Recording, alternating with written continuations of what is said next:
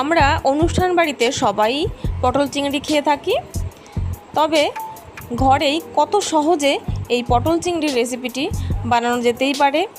আজকে আমি সেই রেসিপিটি আপনাদের সঙ্গে শেয়ার করব। নমস্কার বন্ধুরা, সুপর্ণা রান্নাঘরে সবাইকে স্বাগত।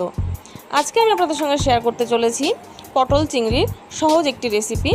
তার জন্য এখানে আমি 400 গ্রাম চিংড়ি ভালো করে কেটে ধুয়ে পরিষ্কার করে নিয়েছি। চিংড়িগুলোর মাথাগুলো কিন্তু আমি ফেলে দিইনি, ওটা রেখে দিয়েছি।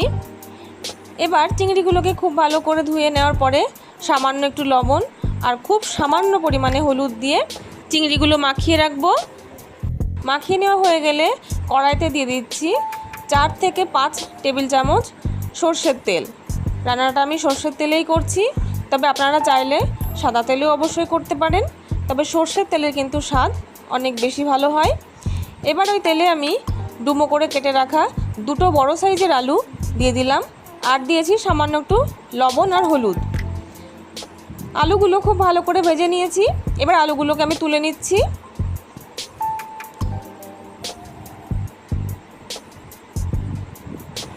এবার এই তেলের মধ্যে দিয়ে দেব টুকরো করে কেটে রাখা পটলগুলো আমি এখানে অল্প অল্প করে খোসা ছাড়িয়ে নিয়েছি। 400 গ্রাম চিংড়িতে আমি 600 গ্রাম পটল ব্যবহার করছি, তবে আপনারা চাইলে কমও ব্যবহার করতে পারেন। পটলটায় আমি সামান্য একটু লবণ দিয়ে খুব ভালো করে ভেজে নিলাম। হলুদ কিন্তু আমি ব্যবহার করলাম না, কারণ আলু ভাজার সময় যে হলুদটা আমরা দিয়েছিলাম সেই হলুদটা কিন্তু তেলের সঙ্গে রয়ে গেছে। আমি পটলগুলো ভেজে তুলে নিয়ে ওই তেলেই দিয়ে দেব চিংড়িগুলো কিন্তু আমি ভাজবো না, শুধু চিংড়ির কালারটা চেঞ্জ হওয়া পর্যন্ত 2-1 বার নাড়াচাড়া করে নেব। চিংড়িটা যদি বেশি ভাজা হয় তাহলে কিন্তু চিংড়িটা প্রচণ্ড শক্ত হয়ে যায় আর খেতেও একদমই ভালো লাগবে না। 2-1 বার নাড়াচাড়া করে এবার আমি চিংড়িগুলোকে তুলে নিচ্ছি। দেখুন কালারটা কিন্তু একদম চেঞ্জ হয়ে গেছে।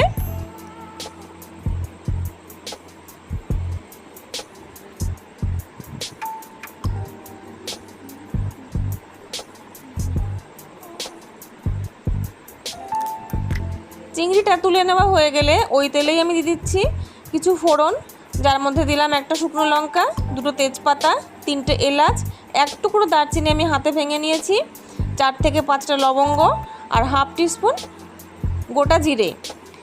2-1 বার নাড়াচাড়া করে এবার দিয়ে দিলাম পেঁয়াজ কুচি। আমি এখানে 2টো বড় সাইজের পেঁয়াজ মিহি করে কুচিয়ে রেখেছিলাম।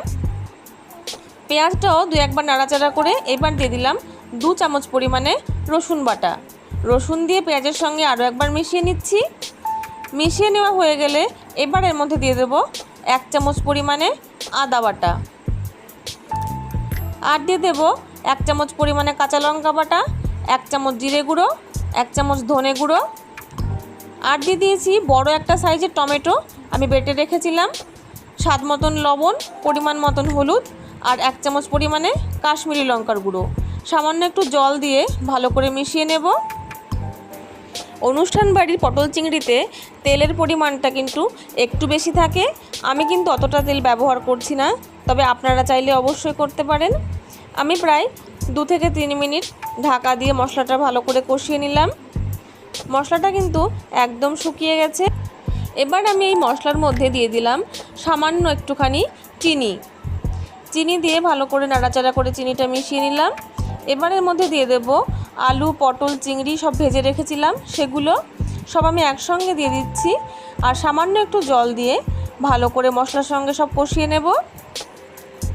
লো ফ্লেমে মিনিট 2 সময় ধরে ভালো করে কষিয়ে নেব। কষিয়ে নেওয়ার পরে যখন এই গায়ের জলটা একদম শুকিয়ে যাবে তখন আমি এর মধ্যে দিয়ে দেব 1 গ্লাস পরিমাণে গরম জল। জলটা দেওয়ার পরে আলু পটলের সঙ্গে কিন্তু ভালো করে মিশিয়ে নিতে হবে, আর অবশ্যই বারে বারে নাড়তে থাকবেন, না হলে কিন্তু তলায় লেগে যাওয়ার একটা চান্স থাকে। জলের পরিমাণটা এখানে আমি কম রাখছি, তবে যদি কারোর গ্রেভি একটু বেশি পছন্দ হয় সেক্ষেত্রে জলের পরিমাণটা অবশ্যই বাড়িয়ে দিতে পারেন। আমি মিনিট 3 সময় ধরে মিডিয়াম ফ্লেমে রান্না করে নিয়েছি। পটল চিংড়ি কিন্তু মোটামুটি রেডি হয়ে গেছে। এবার এর মধ্যে দিয়ে দিচ্ছি 2 টেবিল চামচ ঘি,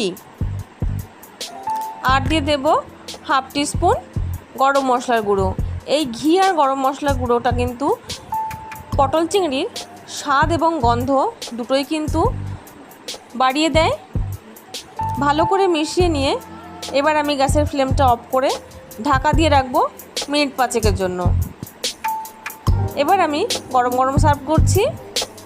আপনাদের এই সহজ পটল চিংড়ির রেসিপিটি কেমন লাগলো তা কমেন্টে আমাকে অবশ্যই জানাবেন।